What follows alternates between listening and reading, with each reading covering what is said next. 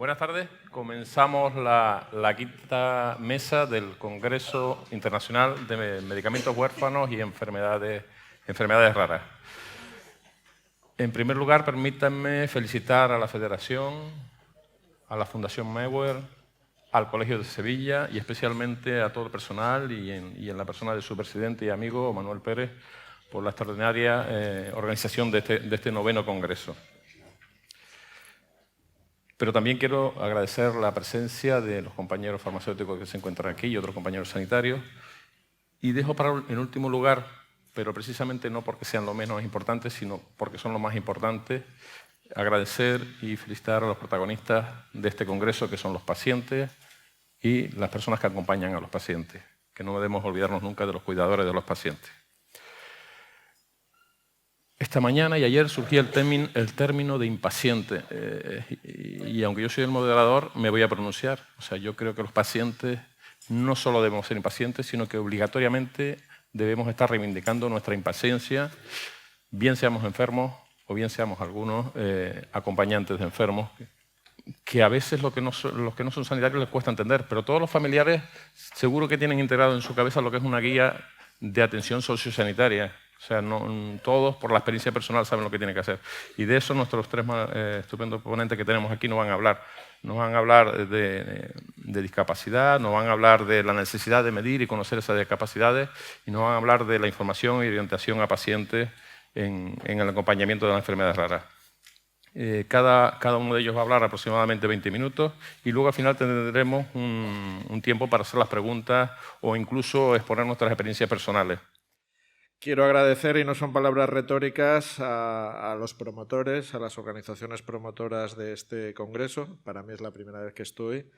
Llevo unas horas ya y estoy aprendiendo mucho. Siento no haber podido estar en todas las jornadas, que sé que están siendo fructíferas, bastante sugestivas y sobre todo que nos proporcionarán a todos los agentes pues munición con la que disparar, perdonad la metáfora bélica, que significará ideas, propuestas, prácticas, modelos de intervención que mejorarán la vida de las personas con enfermedades raras y sus familias. Este agradecimiento lo quiero personalizar en el Real e Ilustre Colegio de Farmacéuticos de la provincia de Sevilla, en FEDER, la Federación Española de Enfermedades Raras, que es una federación mía, de mi entidad. Ahora hablaré mínimamente de por qué estoy aquí, que no es por mi valía personal, sino por lo que represento dentro del movimiento social de la discapacidad de España, a la Fundación de Enfermedades Raras y Medicamentos Huérfanos de Sevilla y a la Fundación Científica también de FEDER, que son las organizaciones promotoras de este congreso.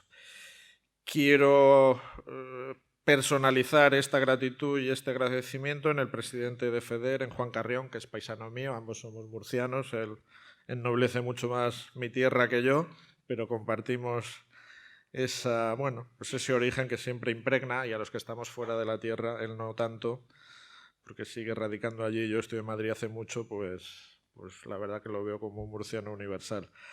A Modesto Díez, que es presidente de CERMI Extremadura, es la contribución de FEDER al Movimiento General de la Discapacidad. Pues tenéis un modélico presidente extremeño que es presidente de toda la discapacidad. Y un reencuentro que he tenido esta mañana, no me resisto, a Moisés, al presidente fundador, no sé si está consolidado o acreditado ese término en FEDER, pero recuerdo a Moisés, que también fue el primer presidente de FEDER cuando esta organización entra en CERMI. Y bueno, pues los pioneros, los activistas, cuando todo era peor que ahora y mucho peor, y no hace más que recordarnos la importancia enorme del activismo, del compromiso cívico. No se van a cambiar las cosas sin que previamente las personas que necesitan ese cambio las hayan promovido, se hayan comprometido, dediquen lo mejor de su talento, de sus horas, sacrificando intereses personales, familiares, vida tranquila, para que ese cambio se termine llevando a cabo. No va a caer del cielo, sino que hay que trabajarlo, ¿no? Dicho esto, yo estoy aquí como presidente del CERMI, que es el Comité Español de Representantes de Personas con Discapacidad, que brevemente expuesto o sintéticamente sería la expresión de la sociedad civil. Por tanto, somos ciudadanía comprometida, organizada, que no se resigna a lo que ha tocado y que desde su militancia cívica quiere cambiar la realidad, que se crea como agregación, como globalización, valga el término, de todo el movimiento social representativo de las personas con discapacidad y sus familias, con un fin muy concreto. CERMI surge después de todas sus organizaciones miembro, o de casi todas, y no busca sustituirlas, sino cubrir un espacio que no estaba en ese momento conquistado, que es la incidencia política, llegar allí donde se toman las decisiones para que la discapacidad esté en la agenda política, en la agenda pública, en puestos crecientemente, progresivamente de mayor importancia. Que no quede, como ha sucedido históricamente, en los márgenes, en las periferias, en la desatención, en la relegación de la agenda pública. Pretendemos, tenemos una vida relativamente corta, 20 años, 21, casi ahí con FEDER también, ¿no? Pretendemos que esta realidad pues, esté en las decisiones, en las grandes decisiones del país, y aspiramos a ser los interlocutores, los promotores, los negociadores de la agenda política de la discapacidad globalmente considerada. Cada entidad de CERMI, cada discapacidad, a veces para un tipo de discapacidad hay varias entidades que representan, en algunas hay algunas únicas, defiende su agenda particular, su agenda específica, y la global, ahí es donde se erige el CERMI en representante transversal de todas las situaciones de discapacidad. Se nos convoca a hablar un tema especialmente relevante, que es el espacio sociosanitario. Y yo aquí, para entrar en materia, incluso con estas horas de la tarde, que quizás sea bueno pues alguna frase gruesa o algún elemento para que nadie tenga la tentación de reclinar o de adormecerse, que podría ser lo que ocurriera, pues el espacio sociosanitario, yo cuando he escrito, cuando he tenido que intervenir o debatir sobre esto, he tildado o he puesto debajo el subtítulo "Siempre prometido, nunca realizado", y casi en esa vena mía de escribir que decía el moderador, podría añadirle un subtítulo, un tercer subtítulo: "Historia de una estafa". ¿Por qué un espacio sociosanitario, particularmente para las personas con enfermedades raras de baja prevalencia? Pues yo creo que sois paradigmáticas, hablo aquí, me dirijo a las personas y a las organizaciones fundamentalmente, de la reclamación y de instalar en la agenda política, y esperemos que a la vuelta de unos años, el conseguimiento, en el logro de esa realidad como una concreción, como algo tangible, visible, que podamos disfrutar, usar y utilizar, porque las personas con enfermedades raras, también otras personas con discapacidad, tenéis necesidades complejas, extensas, generalizadas y prolongadas en el tiempo, de carácter social y de carácter sanitario. Sanitario, social, social, sanitario. El término acuñado es sociosanitario. No son necesidades que se escindan, que sean fácilmente diferenciables, que unas están separadas de las otras, se superponen, se confunden, se amalgaman, y la persona es única y sus necesidades también tendrían que ser únicas, y no tenemos que dividirla, que escindirla, que separarla, que dualizarla en función del tipo de necesidades que tenga. Estas necesidades acusadas no encuentran respuesta adecuada por los dispositivos públicos de atención, de protección, de acompañamiento, aquellos dispositivos sanitarios, sociales, de servicios sociales, de seguridad social. La panoplia, el repertorio es enorme, y muchas veces tenemos la sensación, y no es solo una sensación, sino la comprobación de un hecho, de que estamos a la intemperie, de que no tenemos un ámbito que nos ampare, que nos proteja, en el que nos sintamos con un cierto grado de seguridad. La vida humana nunca es segura 100%, pero sí en un estadio donde nuestra situación de salud o nuestra situación social no sea la única cosa que está en el horizonte de nuestra vida. Tiene que ser algo y tenemos que gestionar, pero no lo único, porque no tenemos los apoyos y nos obligan a enfrentarlo en solitario.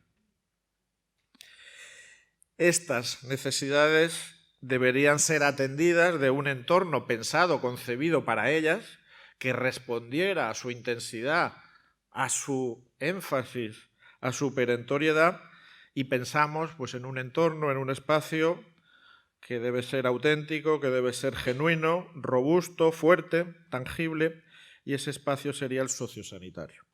Espacio que por más que se predique y se pregone, no vemos ni en el ámbito nacional español, ni en el ámbito de las comunidades autónomas, ni en el ámbito ya menos aún si descendemos a las corporaciones locales que no tienen competencias claras y nítidas en esta materia. Apelamos a algo que de momento es casi una quimera, algo que no tiene realidad material. ¿Y qué ocurre? Que sí, hay sistemas, no digo que todas las personas con enfermedades raras, que todas las personas con discapacidades que precisan de grandes necesidades de apoyos no tengan algún tipo de dispositivo público, de mecanismo, de estructura de apoyos. No, sería un fracaso también para las organizaciones sociales que luchamos si trajéramos delante pues, de una asamblea como esta, de un congreso como este, ningún logro, ninguna realización. Pues podrían decirnos qué están ustedes haciendo, que no consiguen cambiar esa realidad tan ingrata, ¿no? Pero comprobamos, asistimos a que hay sistemas distintos y distantes, el sanitario y el social, sistemas que establecen fracturas y dualidades que no se justifican, que pueden tener razones históricas, razones legales, razones competenciales, en eso intentaré entrar. Aunque yo soy de formación jurídica, no quiero agotar ni abrumar con cuestiones jurídicas, pero el derecho también condiciona la respuesta política. Sistemas fracturados que apenas tienen, no son vasos comunicantes, que apenas tienen puentes entre ellos, rígidos, inflexibles, poco adecuados a las necesidades de las personas y que obligan a estas a estar en la lógica no de que el sistema esté al servicio de la persona, sino la persona al servicio de distintos sistemas interconectados, desconectados entre sí. Nos obligan a las lógicas perversas de escindirnos, de dividirnos, de cargarnos con responsabilidades o con actividades burocráticas o de otro tipo a la busca del apoyo, y no viene el sistema de apoyos integral, amplio, holístico a atendernos. Tenemos una especie de caza y captura del apoyo allí donde se encuentre. ¿Esto qué significa? Pues que aquellas personas, aquellas familias que tienen un mayor grado de información, de conocimiento por su situación social o cultural o académica, pues tienen más posibilidades que otras. Personas que estén más cerca de entidades, pues pueden tener un cierto apoyo. Personas que están lejos de las entidades, pues están, como decía antes, más situadas en una posición de soledad a veces extrema.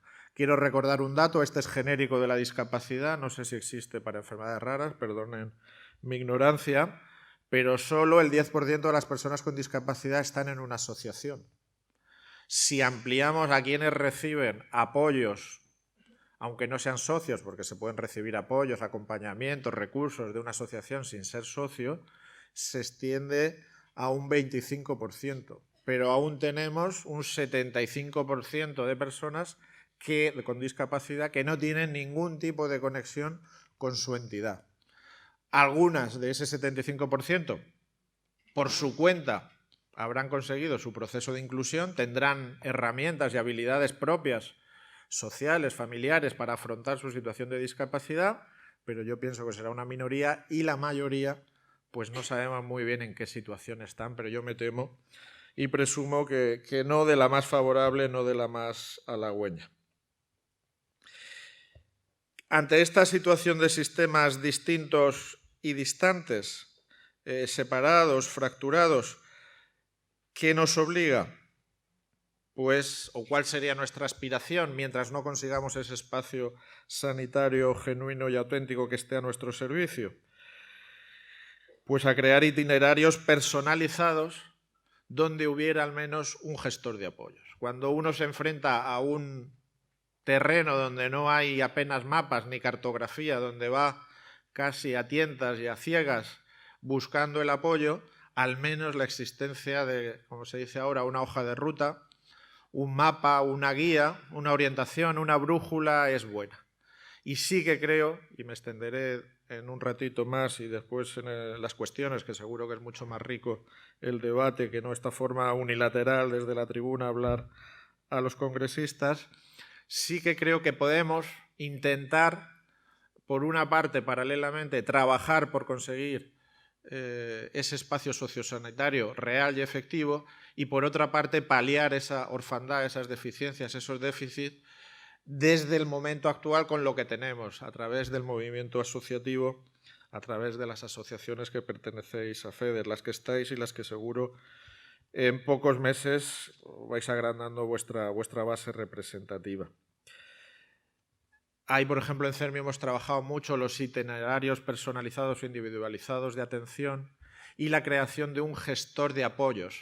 Esto se puede hacer desde el movimiento asociativo o se lo podemos colocar a una administración pública. Alguien, como sucede en otros países más avanzados en esta materia, que asuma a la persona como su caso y que le abra todos los caminos, la apoye, la oriente, siempre hablando con ella, dialogando, no imponiendo, que sea el fruto, el fiel intérprete de sus preferencias, de sus deseos, de su capacidad de elección, empoderándola, no limitándola, y es unas fórmulas que tenemos que avanzar sobre ellas.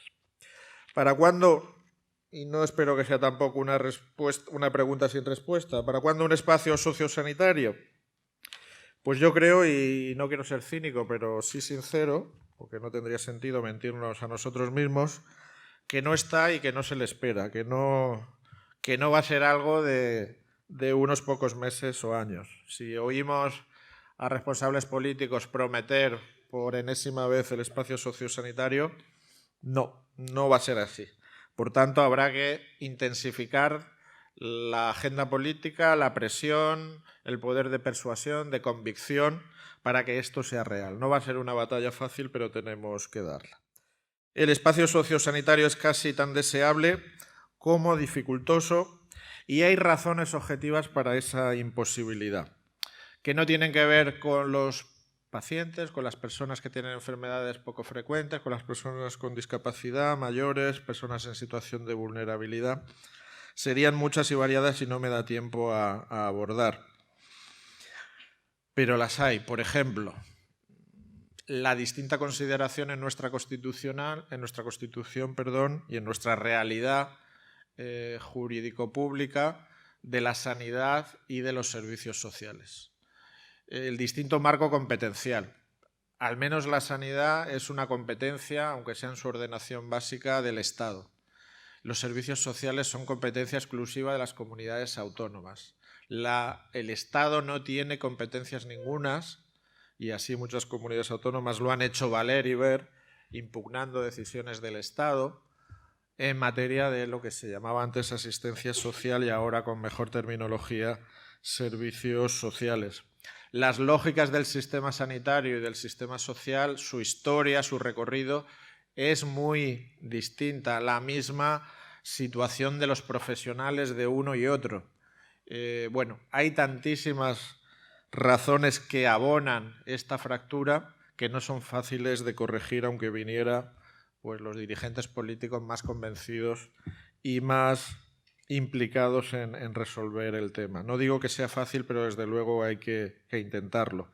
¿Esto dónde nos puede llevar? Pues a una reforma constitucional, por ejemplo, a que el Estado pues reciba o vuelva a tener algunas competencias sociales para poder normar unas condiciones básicas de igualdad también en los aspectos sociales, los aspectos sanitarios e incluso incluir en la Constitución una mención a lo sociosanitario, donde el Estado tuviera, como digo, alguna competencia, alguna atribución, aunque fuera básica, y que permitiera ir construyendo ese espacio. Porque si no, quedará a voluntad, a criterio, al arbitrio de las comunidades autónomas, que ahora mismo, como tienen las competencias en materia sanitaria y todas en materia social, podrían crear ese ámbito, pero pues entorno sociosanitario, pero no me da que ninguna, no podemos decir que ninguna comunidad autónoma haya generado un espacio sociosanitario auténtico.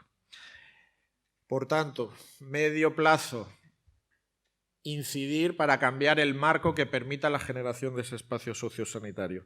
¿Y qué hacemos entre tanto? Porque no podemos quedarnos resignadamente de brazos cruzados esperando que las circunstancias cambien. Las circunstancias cambiarán si somos capaces de presionar, de ejercer esa intensidad de influencia para que cambien, aunque tarden un tiempo.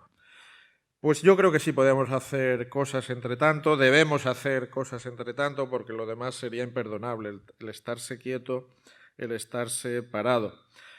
Y hasta tanto llega la tierra prometida, pues hay una cierta travesía del desierto, pero al final el pueblo elegido, y perdonen la metáfora bíblica, llegó a la tierra prometida. Bueno, pues ahora nos toca la travesía del desierto.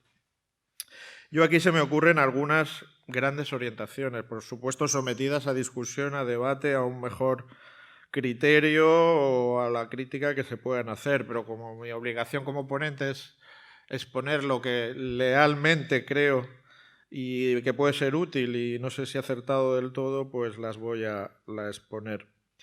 La persona y la familia, aquí creo que la persona con enfermedad rara y su familia, y sobre todo si está desde los estadios iniciales de la vida, es casi una misma cosa, ¿no? Gracias que tenemos a las familias.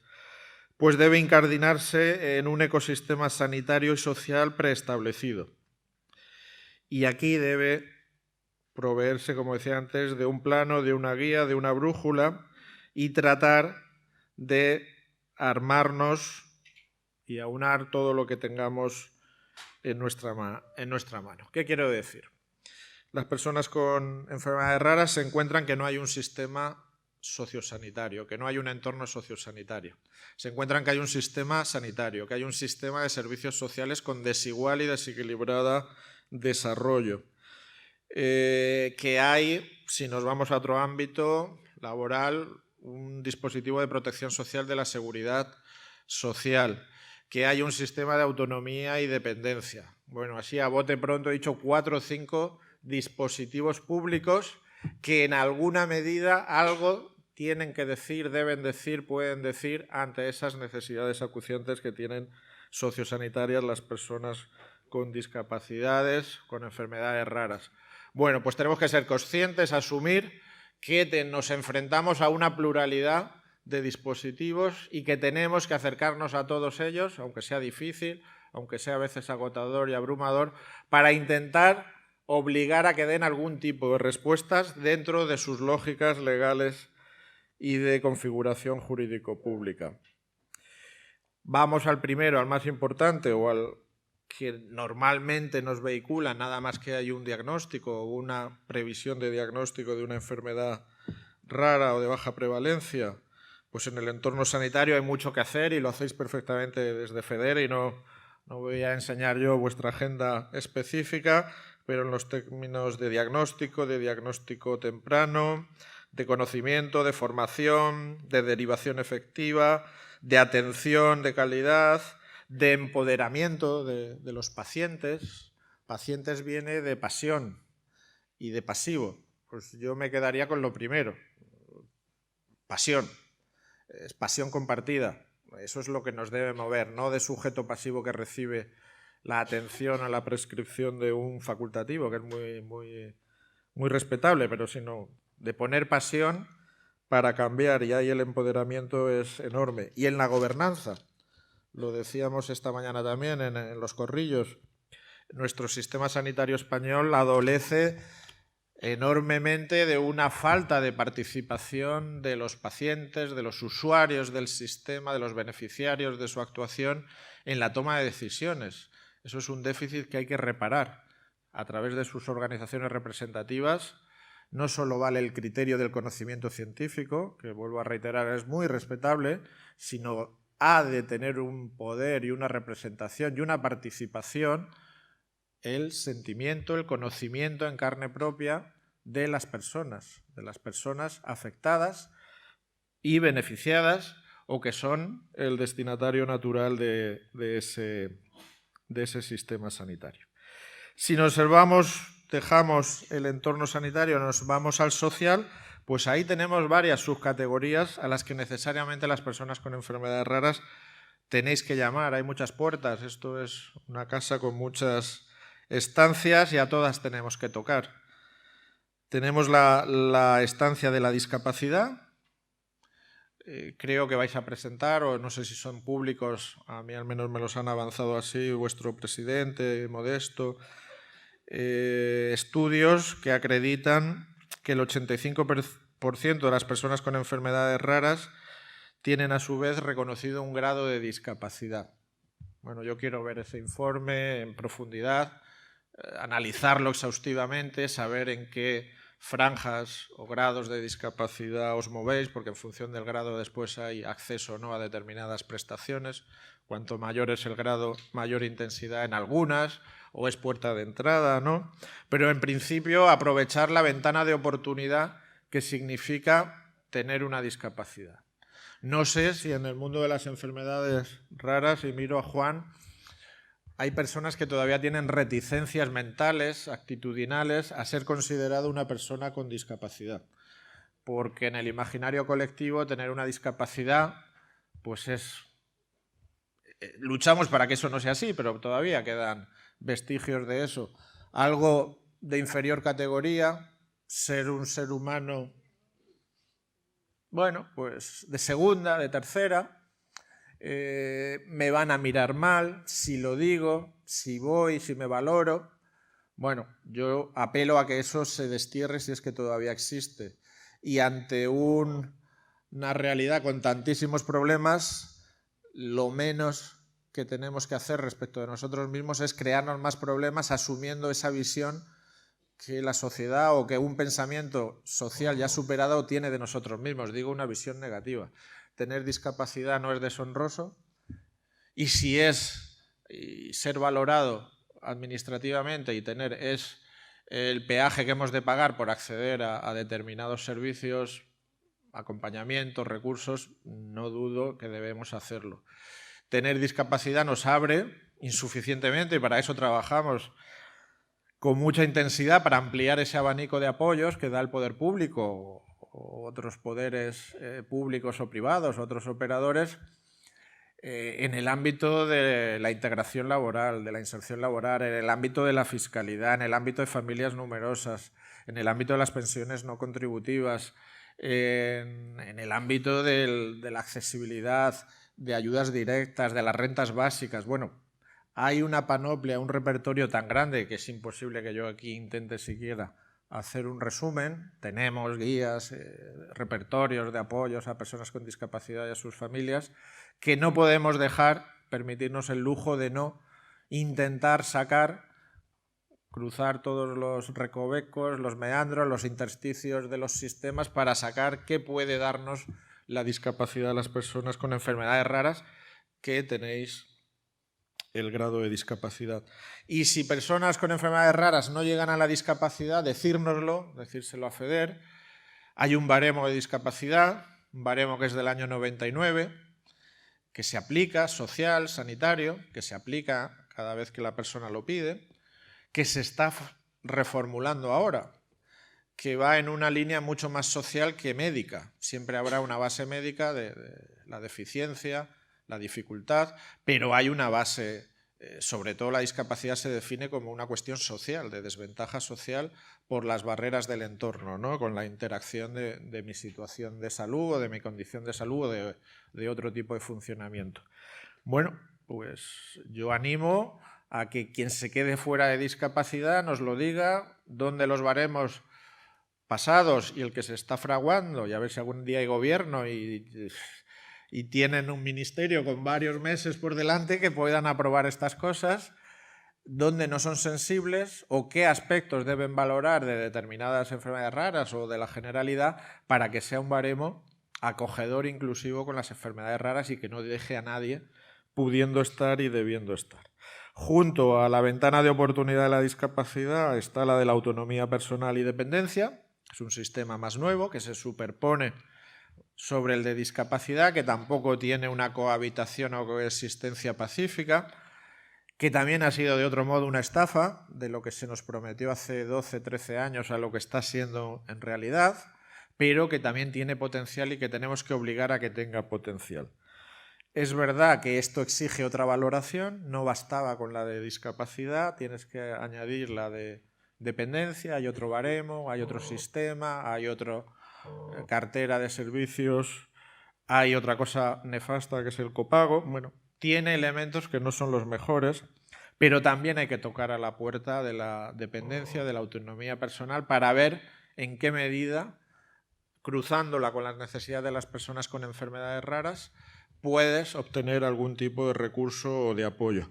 Y donde no esté, pues también aclararlo, identificarlo, ponerlo en claro para incidir.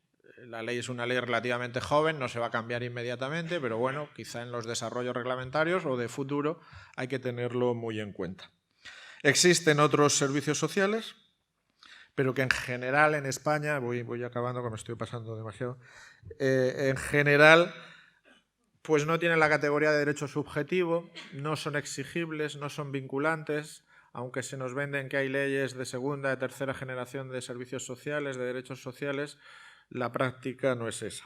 Y está la seguridad social, que es la más consolidada y que también, aunque está en una crisis sistémica, bastante va a tener la seguridad social con pagar las pensiones de jubilación como para pedirle más cosas contributivas, pero sí creo que se le pueden pedir más cosas no contributivas a través de financiación, a través de impuestos, no de cotizaciones.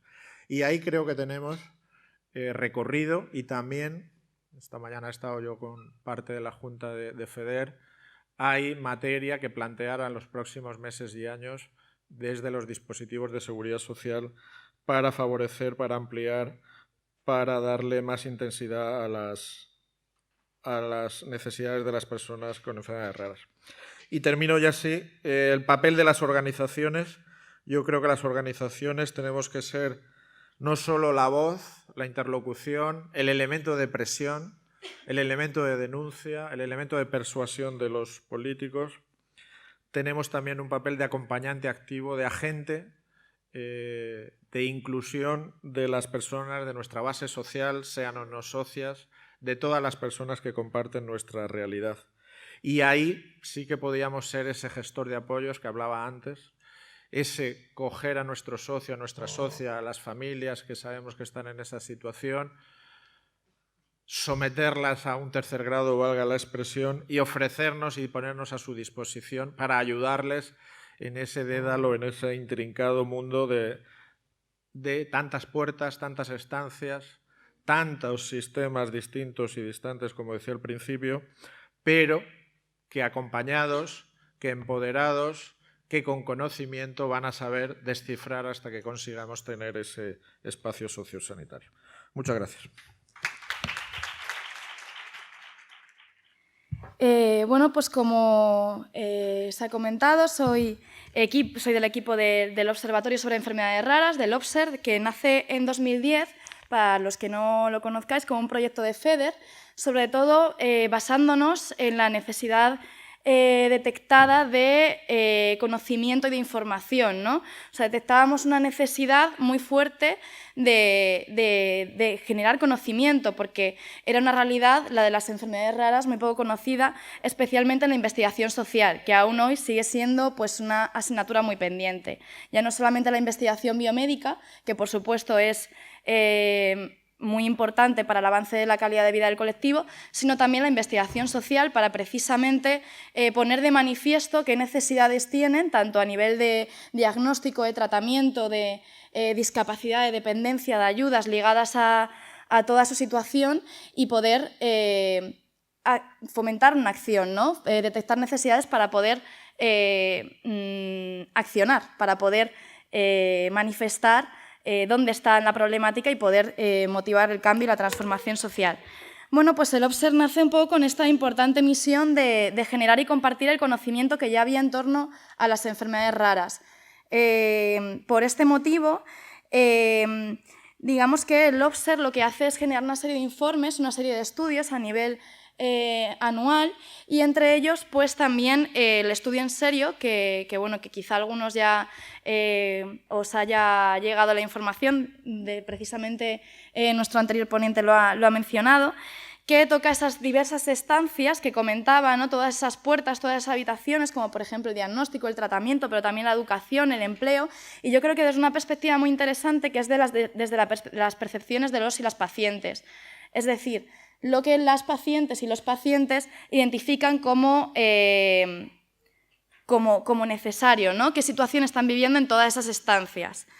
Gracias a este estudio que FEDER impulsa en 2016-2017 junto con el CREER, y que es una actualización del primer estudio en serio de 2009, sabemos, y respondiendo también a la pregunta anterior sobre discapacidad y dependencia, que el 85% de las personas que representaron al colectivo en este estudio convivían con algún tipo de discapacidad, y que de esta mayoría, este porcentaje que refleja esa relación intrínseca entre enfermedades raras y discapacidad, el 81% tenían el certificado oficial correspondiente.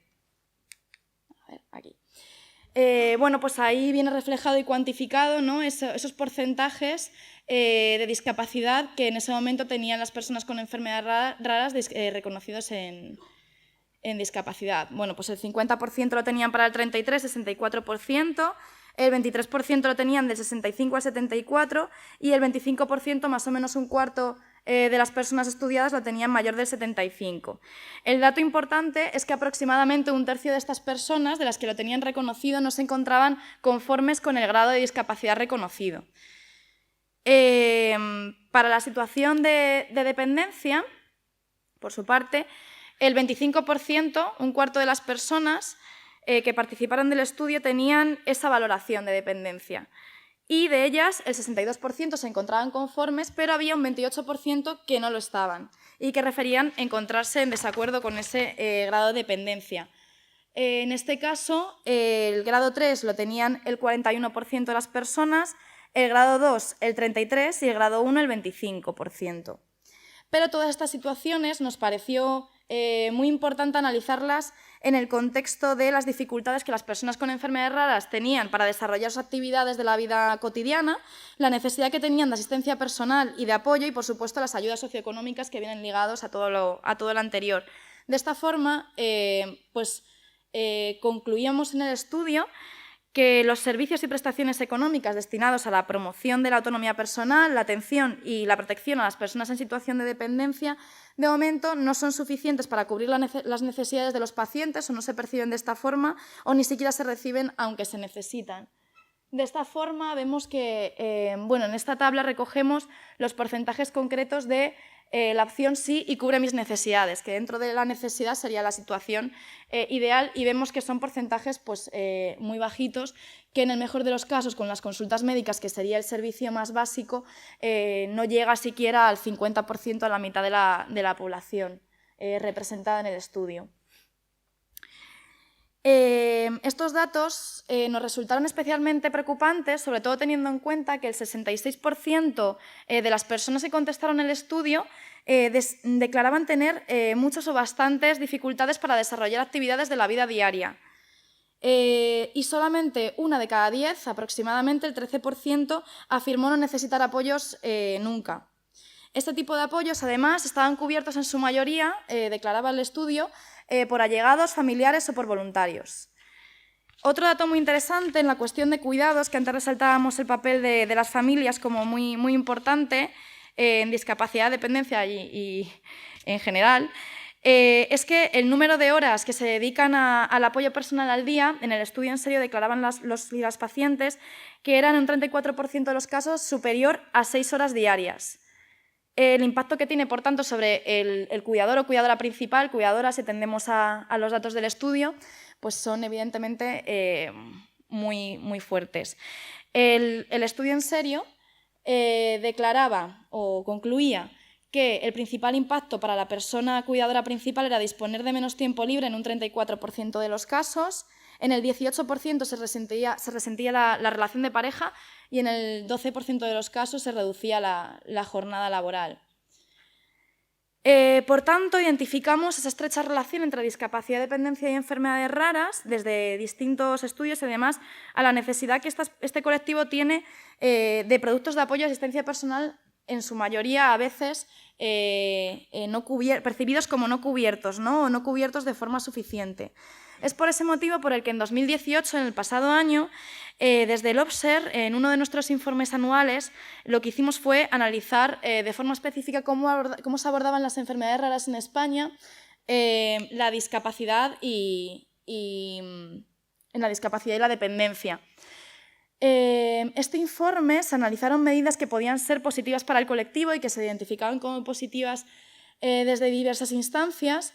Y una de ellas pues, fue, que a mí particularmente me parece muy interesante, recoger en las solicitudes de discapacidad y dependencia una referencia explícita, es decir, que se tenga que marcar específicamente si se tiene o no una enfermedad rara. ¿Por qué es importante esto? Porque cuando los profesionales de valoración se ponen a valorar la discapacidad y la dependencia, se tiene en cuenta esa particularidad, esa especificidad del colectivo de enfermedades raras. Además, también, atendiendo a cuestiones más legales, la resolución del 13 de julio de 2012 de dependencia también recomienda especificar en las solicitudes que se tiene una enfermedad rara. ¿Cuál fue nuestra conclusión? Pues que en discapacidad, en las comunidades autónomas de Aragón, Castilla y León, Galicia, Comunidad de Madrid y las ciudades autónomas de Ceuta y Melilla se contemplaba esta medida y que en dependencia se contemplaba en Andalucía, Islas Baleares, Canarias, Castilla y León, Cataluña y en las ciudades autónomas de Ceuta y Melilla. Cabe mencionar que las ciudades autónomas de Ceuta y Melilla tienen una situación particular porque sus competencias autonómicas están ligadas al ámbito de actuación del Imserso. En definitiva, se puede concluir que aproximadamente el 33%, una de cada 3 comunidades autónomas, 32% en el caso de discapacidad y 35% en el caso de dependencia, pues tienen en cuenta estas medidas. Pero en cualquier caso, yo os invito a que echéis un vistazo a la página web del OBSER, y pongo el enlace ahí más abajo, y que podáis observar este informe con todas sus medidas y otros informes creados para la información específica en enfermedades raras. Todos estos impactos analizados, sin embargo, no han sido solamente estudiados y cuantificados, que no es que la cuantificación sea lo ideal, pero sí que es cierto que al final nos lleva a acumular experiencias y, por tanto, sacar patrones de necesidades y poder, lo que decía antes, poder ponerlas sobre la mesa. No han sido solamente cuantificados a nivel nacional, sino que también han sido cuantificados a nivel internacional. Uno de los proyectos un proyecto que venimos también aquí a presentar es el proyecto, en este caso, los resultados que llevó a cabo el proyecto InnovCare, el proyecto europeo, que tiene entre sus objetivos garantizar que las necesidades de los y las pacientes pues, sean también escuchadas, y para esa garantía pues llevó a cabo una encuesta en el año 2017-2018, vemos que estos resultados son bastante actualizados, que llevó a cabo en colaboración con el Rey Barometer Voices de Eurordis, la plataforma de pacientes europea, y fruto de esta colaboración, el Rey Barometer Voices realiza otras encuestas, pero fruto de esta colaboración en particular tuvo lugar la encuesta e impacto de las enfermedades raras en la calidad de vida. A mí me parece también un dato muy interesante que el Rey Barometer Voices distribuye sus encuestas a más de 8.000 participantes y que solamente en España hay una participación de 682, que es uno de los países con mayor participación.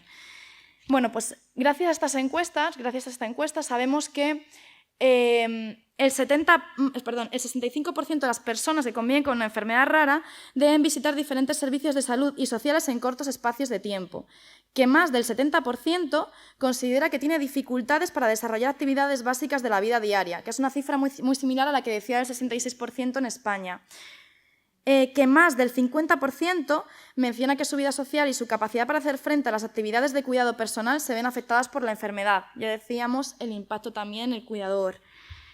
En cuanto a los cuidados, lo vemos también en la infografía, datos para España, 1 de cada 2 cuidadores, el 50%, dedicaban más de 2 horas al cuidado de la persona con esta patología. Y en el caso de los datos para todos los países, eran 2 de cada 3, un poquito más, más de 2 horas diarias. Y si rescatamos el dato de las más de 6 horas diarias para el cuidado, en España era del 34% y en datos globales es del 30%. Por tanto, no es de extrañar que, según resultados de la encuesta del Rey Barómeter y del proyecto InnovCare, las personas con enfermedades raras y sus familias declaren tener depresión o ser infelices 3 veces más que el conjunto de la población. Vale. Pues otro tema que también es muy interesante señalar y que voy a aprovechar otra de las encuestas del Rey Barometer Voices sobre el acceso al tratamiento. El tratamiento obviamente también influye muchísimo sobre la calidad de vida del colectivo. Es que el 24%, estos son datos de 2017, el 24% de los pacientes que participó en el estudio declaró no recibir o dejar de recibir en el último año, entre 2016 y 2017, febrero a febrero, el tratamiento que necesitaba con motivo de que no estaba disponible en su país, que el 15% no podía pagarlo y que el 19% no podía acceder a él porque la lista de espera era demasiado larga. Esto suma un 58%. Y me vuelvo al estudio en serio de datos nacionales para ponerlo en comparación.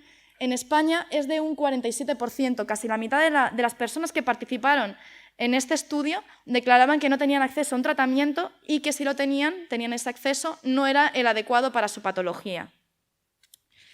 En lo que respecta al diagnóstico, que es otro de los focos que también el estudio en serio se identificó como tan común, porque es muy común a todo el colectivo de enfermedades raras, como urgente, era el diagnóstico. Bueno, pues tenemos unas cifras muy similares, casi la mitad o el 50% de la muestra de las personas que participaron en el estudio declaró que había sufrido un retraso en el diagnóstico. Para el 20% de ellos fue superior a 10 años y para otro porcentaje similar fue entre 4 y 9 años. Y la causa principal apuntaba a una falta de información, un desconocimiento acerca de las patologías. También es importante conocer el proceso vivencial que lleva hasta la consecución o la obtención de un diagnóstico. Es decir, el impacto que tiene la demora en el diagnóstico para las personas con enfermedades raras. El estudio en serio llegó a la conclusión o al resultado de que el 31% de las personas que participaron como consecuencia de esa demora había sufrido, digamos que un agravamiento de su enfermedad o de los síntomas ligados a ella, que el 15% había necesitado atención psicológica y el resto, ese 47%, la falta de acceso a un tratamiento o la falta de acceso a un tratamiento adecuado. Es decir, que el diagnóstico y el tratamiento están intrínsecamente ligados y que la falta de diagnóstico y la demora en el diagnóstico conlleva también una falta de tratamiento y que esto pues, repercute en la calidad de vida de las personas con enfermedades raras y de sus familias. Por tanto, quisimos poner el foco en estas personas sin diagnóstico por todas estas cuestiones, por la demora en el diagnóstico, cómo influía en todo lo que venía después, ¿no? Ese primer paso. Y el estudio también registraba que las personas sin diagnóstico se encontraban en general o tenían peores percepciones respecto a su situación en todos los ámbitos analizados. Es decir, esto nos llevaba a... tenían peores posibilidades para acceder a un empleo, mayor insatisfacción con la atención sanitaria recibida y sufrían mayores costes de oportunidad en casi todos los ámbitos analizados. Esto nos lleva a nuevas preguntas de investigación. Es decir, ¿las personas que están sin diagnóstico tienen enfermedades más graves o de más difícil detección?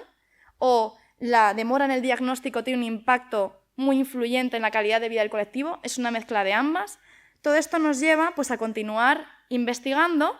Y en el pasado 2018 y principios de este año hemos elaborado otro informe específico para la muestra que tuvimos para sin diagnóstico en el estudio en serio, ampliándola un poco más, y quisimos analizarla de forma específica, llegando a la conclusión de que las personas sin diagnóstico se encontraban en una situación más adversa. A modo de ejemplo, nos encontramos con que declaraban tener mayores limitaciones en el desarrollo de las actividades básicas de la vida diaria en todos los tipos de limitaciones todos los tipos de actividades básicas de la vida diaria analizadas, tanto en la audición, en la administración del dinero, en el aprendizaje, en las interacciones. El color morado es para las personas sin diagnóstico, el color verde es para el resto de grupos de patologías, vemos que los porcentajes son mayores para las personas sin diagnóstico en cuanto a limitaciones en el desarrollo de las actividades básicas de la vida diaria.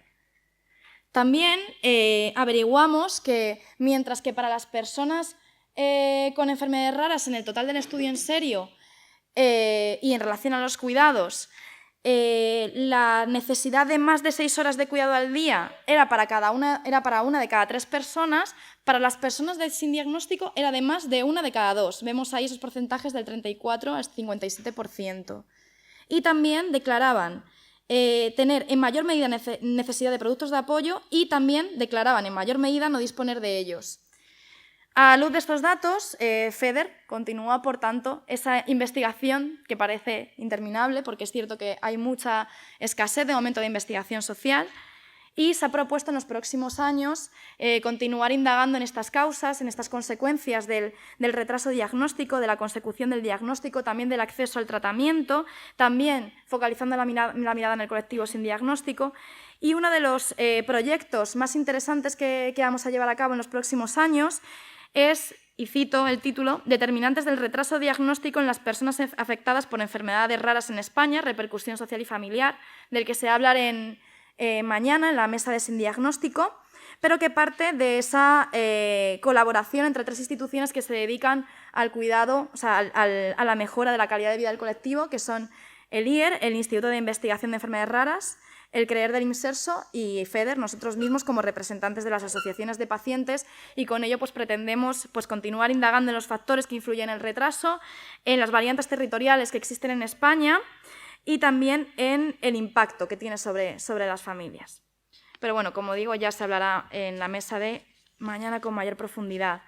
En cualquier caso, también en 2018, desde el OBSER hemos realizado un informe que es el termómetro de necesidades del colectivo de personas con enfermedades poco frecuentes, que hacemos todos los años porque es una herramienta fundamental para detectar necesidades. Lo detectamos a través de nuestro servicio de información y orientación, nuestros servicios de atención directa, registramos todas las consultas que nos llegan y registramos también variables como la comunidad autónoma de residencia, como los grupos de edad, el sexo, los grupos de patologías, incluidos los sin diagnóstico, y eso nos permite realizar perfiles que se encuentran más ligados a una determinada demanda, a una determinada consulta, como por ejemplo, o comunidades autónomas que tienen más demanda a una determinada consulta, o grupos de patologías o los sin diagnóstico.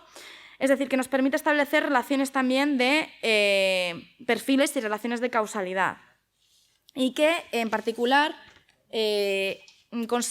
conseguimos un dato muy en la línea de lo anterior, que era que una de las principales necesidades detectadas era la obtención de diagnóstico, el asesoramiento para obtener un diagnóstico.